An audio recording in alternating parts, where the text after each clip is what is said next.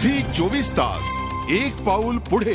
कोकणात सध्या परदेशी पाहुण्यांचं आगमन झाले। गुलाबी थंडीचा आनंद घेत हे परदेशी पाहुणे समुद्र किनाऱ्यावर मुक्तपणे विहार करतायत। कोकणात पर्यटनासाठी येणाऱ्या पर्यटकांसाठी ही आनंदाची पर्वणीच ठरली।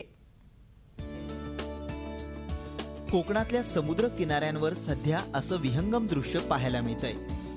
थंडीचा हंगाम सुरू झाला की कोकणातल्या समुद्र किनाऱ्यांवर अनेक परदेशी पक्ष्यांचं आगमन होतं।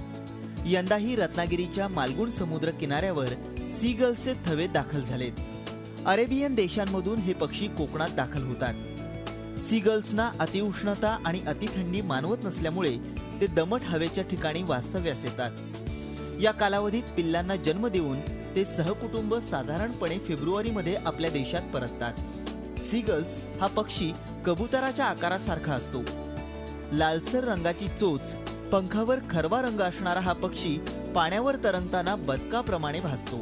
ती पक्षी जे आपल्या भारतात येतात ते दोन गोष्टींसाठी येतात। एक म्हणजे जेव्हा ते सायबेरिया किंवा ज्या खूप थंड हवेच्या ठिकाणीमध्ये जेव्हा फूड नसतं तर for sake of feeding purpose ते आपल्या भारतामध्ये येतात। आणि दुसरं महत्त्वाचं इथे येऊन ते ब्रीडिंगही करतात। मनुष्य प्राण्याप्रमाणेच पक्षीसुद्धा आपल्या कोकणामध्ये येत असतात, पर्यटक म्हणून येत असतात।